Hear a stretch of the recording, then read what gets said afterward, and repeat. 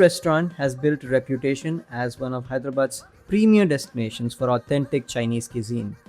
Let's go find out if this iconic fine dining restaurant is really worth the hype and the price.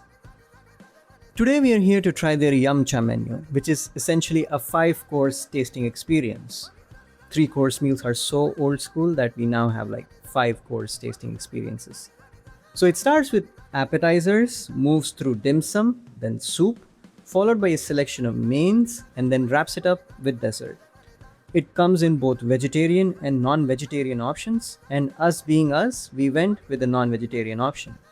It's a great way to sample a wide range of dishes. So let's dive in and see how each course stacks up. But before we even begin with the actual food, we had to go for the kimchi.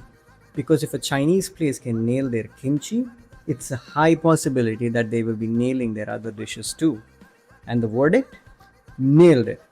Spicy, fresh, juicy, a great pre-appetizer. For starters, we began with the Kung Pao chicken. It had a great balance of sweetness, spice, and crunch.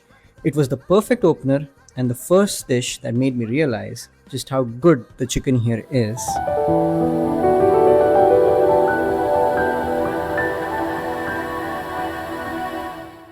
Next came the Lao Gama chili fish. Coated in a traditional chili sauce, it was flavorful and packed a decent kick.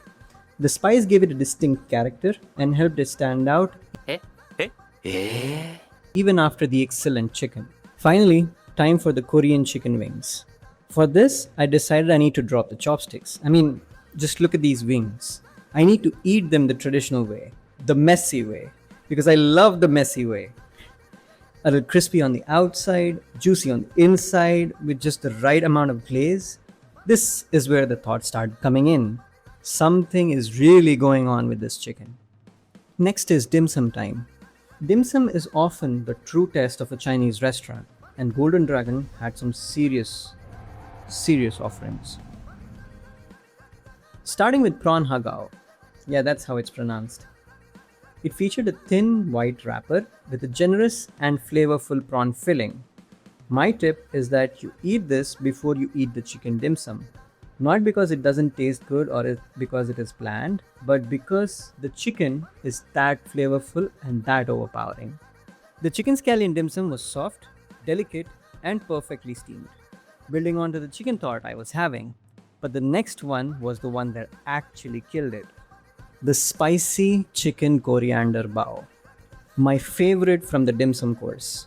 This combined fluffy bao with a flavorful filling that packed just enough heat. This thing got me to call for the chef. I was like, just call for the chef. I need to talk to him right now. I need to compliment him.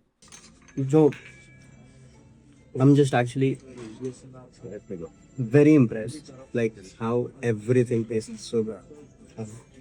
Everything that I've had till is not, it's not been underwhelming. The only thing is that this chicken is so flavorful that when you have this fish after having this chicken, the flavor of this fish is not coming. But then again, you have the chicken wings again. They again push the flavor back. So amazing thing. After the starters, a palate cleansing was required. The chicken lemon clear soup with garlic. Light, flavorful, and refreshing.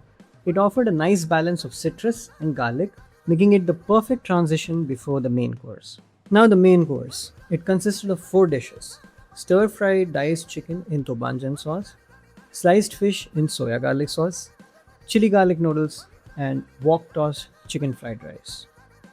The fish, on the other hand, was light and delicately cooked, with the soya garlic sauce complementing it beautifully. The chicken was once again the star of the meal. It was tender, packed with flavor, and the tobanjan sauce added just the right amount of heat without overpowering the dish. I still suggest you try the fish first and then the chicken. Now, these paired with the chili garlic noodles, which were so soft, and the fried rice, which was surprisingly light, the mains were comforting, satisfying, and a fitting finish to the savory part of the meal. Finally, it was time for the desserts. We were served crunchy honey darsan, vanilla ice cream, along with a red velvet pastry. The honey darsan is nothing but a deep fried noodle coated in a honey syrup and this is paired with a vanilla ice cream. And this was my favorite of the desserts. The warm, crispy pastry paired with the cold vanilla ice cream created a simple but delicious combination that ended the meal on a high note. The red velvet pastry, on the other hand, was soft, moist, and not overly sweet. It offered a lighter, creamier finish, making it a great option if you prefer something more subtle after a hearty meal. From flavorful starters and delicate dim sum to comforting soup, satisfying mains, and a sweet finish, the Yumcha experience at Golden Dragon was a well rounded culinary journey. Every course brought something different to the table, and it also has brought us to the end of the video. The Yumcha menu is only available on weekends, and the cost for two will be around 8,000 rupees. If you're looking for an authentic Chinese fine dining experience in Hyderabad, especially for a special occasion, Golden Dragon is definitely worth considering.